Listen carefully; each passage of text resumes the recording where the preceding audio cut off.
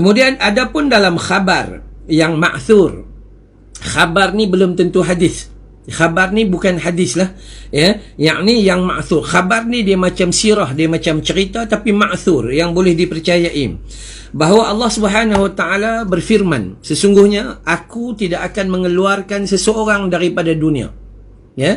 Baik, dalam khabar ini seperti mana Allah menyebut sesungguhnya aku tidak akan mengeluarkan seseorang daripada dunia. Maksudnya aku tidak akan mematikan seseorang manusia itu sedang aku berkehendak merahmatinya. Sedang dalam keadaan Allah nak bagi rahmat kepada dia. Seseorang yang di atas muka bumi seperti mana kita, tiba-tiba Allah nak bagi dia kebaikan, nak bagi dia kebaikan, maka Allah tak akan matikan dia dulu sebab Allah nak bagi dia rahmat. Sebelum aku memberinya balasan yang setimpal atas setiap keburukan yang dia lakukan. Bermaksud di atas dunia ni dia banyak buat benda-benda yang tak elok. Dia banyak buat benda-benda yang tak elok dan sebagainya, dan aku jadikan, maksudnya Allah beri balasan di atas dunia berupa sakit pada tubuh badannya. Nampak tak?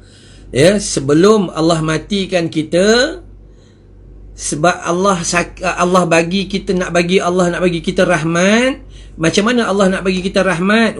Sebab sedangkan kita banyak dosa ni, tapi Allah nak bagi juga rahmat sebelum kita mati. Maka Allah jadikan sakit pada tubuh badan kita. Satu. Ya, ini tanda kasih sayang Allah Subhanahu Wa Taala. Dan Allah jadikan musibah pada keluarga dan anaknya. Allah bagi ujian dalam keluarganya, kekangan ekonomi yang sangat-sangat, sehingga terpaksa meminta kepada orang lain dan sebagainya, harapkan bantuan orang lain. Allah bagikan musibah pada anak-anaknya, dapat anak-anak yang kurang dengar cakap, dapat anak-anak yang gagal taat, maka rupa-rupanya di sebalik itu ada kesabaran. Kemudian Allah beri dia kesempitan pada kehidupannya. Dalam kehidupannya huru-hara, dia tak pernah tenang. Dia buat itu, dia buat ini, dia buat itu, dia buat ini. Kehidupannya jadi sempit. Dia rasa macam mana nak keluar daripada kesempitan, sedang dia melihat orang lain tenang dan damai. Dan Allah beri dia kekurangan pada rezekinya. Aku membalasnya sampai kepada keburukan yang seberat biji sawi sekalipun. Ni ketika kita sebelum mati di atas muka bumi Allah Subhanahu Wa Taala, Allah jadikan kita sakit, Allah jadikan musibah pada keluarga kita dan anak kita, Allah sempitkan penghidupan kita, Allah kurangkan rezeki kita, sehingga setiap inci daripada dosa kita itu Allah balas siap-siap di dunia dengan kepayahan-kepayahan dan kesukaran-kesukaran di atas muka bumi Allah. Dan jika dia masih tersisa, sehinggalah macam-macam Allah bagi dah kepayahan untuk memberi keampunan, nak bagi siap-siap hukuman di atas dunia, masih lagi tersisa, ada lagi dosa-dosa yang masih belum selesai, maka akan aku persulitkan kematiannya. Maka Allah jadikan sulit matinya. Apa maksud sulit matinya? Mungkinlah kita sakit yang panjang dan sebagainya. Dan kemudian dengan demikian dia datang kepadaku dalam keadaan seperti pada hari dia dilahirkan oleh ibunya. Allahu Akbar. Seronok tak? Seronok sangat-sangat. Jadi kita apabila kita baca satu khabar yang macam ni, kita baca dengan penuh rasa Allah seronoknya, kasihnya Allah. Sebab tu Allah tu dalam kalimah-kalimah pendek yang selalu kita baca tu, cuba lihat kalimah-kalimah pendek yang selalu kita baca. Apa dia? Bismillahirrahmanirrahim. Dengan nama Allah yang Maha Pemurah lagi Maha Penyayang. Pemurahnya Allah ni, dia bagi kita, dia bagi. Doa tak doa pun, solat tak solat pun, zikir tak zikir pun, makan cukup, kehidupan bahagia dan sebagainya, semua cukup alhamdulillah. Ya, malah Ar-Rahim, penyayang. Esoknya kita minta ampun dan kita bertaubat, Allah memberi keampunan dan Allah bagi kita syurga yang kekal abadi. Jadi bila kita ulang baca yang ni, maka dia menghadirkan kebaikan. Sebab tu dalam tajuk kita, kematian adalah sebuah kafarah bagi setiap umat Islam ni, nak menunjukkan macam tu. Dalam khabar ini Allah mengatakan bahawa Allah tidak akan mematikan seseorang manusia itu bila mana Allah nak memberi dia rahmat sedang dia dalam melakukan dosa. 3 benda paling awal.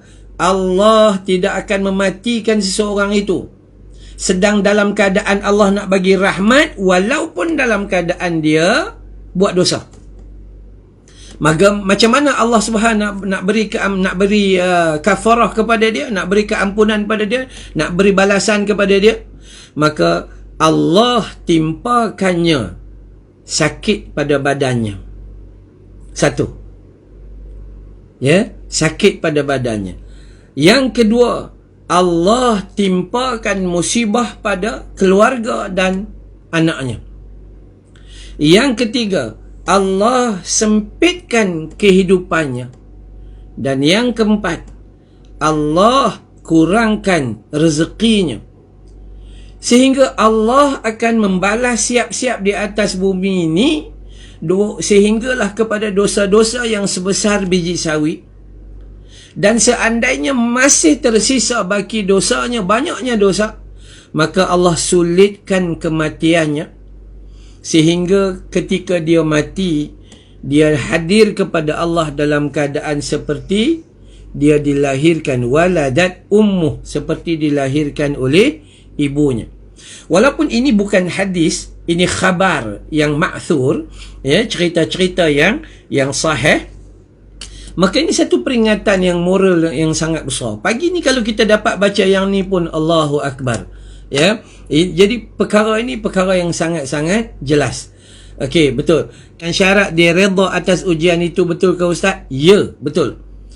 Seandainya kita nak dapat bila bertemu Allah seperti mana waladat ummuh, seperti dilahirkan semula oleh ibu kita, kita nak dapat kematian sebuah keampunan itu, kita nak dapat sebuah keampunan dengan kafarah apa dan sebagainya, dengan syarat dia redha dengan ujian Allah. Maksud redha tu apa? Dia terima dengan menyedari bahawa ini datang daripada Allah dan dia sebagai hamba, dia wajib terima.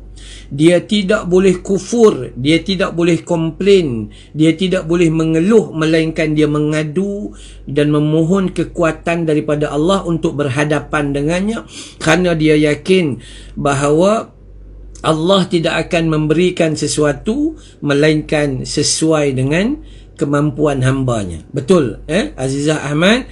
Betul, dengan syarat kita redha atas ujian yang diberi oleh Allah Ta'ala. Baik, kita ulang balik. Apa yang Allah bagi musibah kalau kita banyak dosa ni? Kita banyak dosa tak? Banyak. Tapi Allah rahmat. Allah nak bagi rahmat pada kita sebelum kita mati. Yang pertama, Allah jadikan kita sakit pada tubuh badan kita. Ada yang kena kencing manis, ada yang kena darah tinggi, ada yang kena gaut, ada yang kena sakit jantung, malah yang lebih dahsyat, mereka diuji dengan kanser. Hari ni penyakit kanser dah jadi macam penyakit biasa. Kita pergi ke hospital, kita tengok kanser, bahagian kanser itu lebih ramai pesakit daripada sakit-sakit lain. Malah sakit tersebut juga adalah sakit yang sangat-sangat kuat. Jadi yang pertama sekali, bila mana Allah nak beri kafarah, nak beri keampunan, sebab kita ni banyak dosa, Allah nak beri keampunan, Allah nak bagi kebaikan kepada diri kita, disebabkan kita diulang banyak buat dosa sangat di atas dunia sebelum kita mati, dengan Allah beri kita kesakitan. Syaratnya seperti betul apa yang Azizah Ahmad kata tadi, kita mesti redha dengan sakit yang diberi oleh Allah Ta'ala. Maksud redha itu kita tak komplain, melainkan kita berusaha, berdoa, cari ubat dan berusaha untuk sembuh. Itu okey, tak ada masalah. Yang kedua, Allah jadikan musibah pada keluarga dan anak-anak kita. Bila mana kita ni banyak buat dosa, kurang minta ampun, amalnya kurang, Allah tak matikan kita kerana Allah nak bagi dia rahmat. Dengan cara apa? Dengan cara Allah beri musibah pada keluarga dan anak-anak pinak kita. Dalam keluarga kita ni jadi haru biru. Buat itu tak kena, buat ini tak kena, buat ini, dia jadi macam-macam. Anak-anak dia jadi huru-hara, lepas menikah itu dia jadi macam-macam keadaan. Dan yang ketiga, Allah jadikan hidup kita sempit. Hidup kita sempit. Kita rasa kehidupan kita tak boleh nak buat apa, duduk kat situ je. Malah kita tak terfikir untuk keluar daripada segala macam hal. Dia jadi kita sempit. Itu yang ketiga. Dan yang keempat, Allah jadikan kita kekurangan rezeki. Kekurangan rezeki. Rezeki ni disebut betul harta dan wang ringgit lah maksudnya.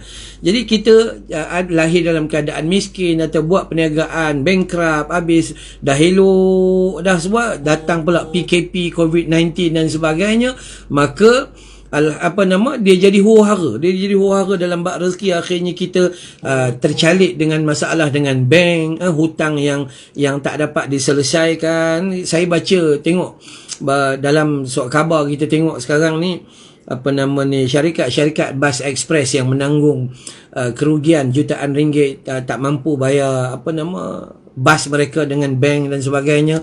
Kesian kita tengok. Maka sebab itu ada kekurangan rezeki. Ada kekurangan rezeki. Ini 4 hal. Pertama, Allah jadikan kita sakit. Kedua, Allah jadikan ujian dan musibah pada ahli keluarga kita. Ketiga, Allah sempitkan penghidupan kita. Buat tak jadi, buat macam-macam niaga. 18 kali buka niaga, tak jadi-jadi. Dan yang keempat, Allah kurangkan rezeki kita. Orang lain boleh makan ayam goreng selalu, kita sebulan sekali boleh makan ayam goreng. Okey lah tu. Yang itu 4. Dan Allah ni, kalau bila mana dia sayang, bila mana dia nak bagi rahmat kepada kita, maka dia akan bagi musibah walaupun atas sekecil-kecil dosa kita sebesar biji sawi. Dia nak bagi keampunan. Sebelum kita mati, dia nak bagi keampunan atas sifat rahmatnya Allah Subhanahu Wa Taala. Dan jikalah, kata Allah Ta'ala, jikalah masih tersisa ada lagi dosa yang tak selesai juga, maka Allah persulitkan matinya. Ini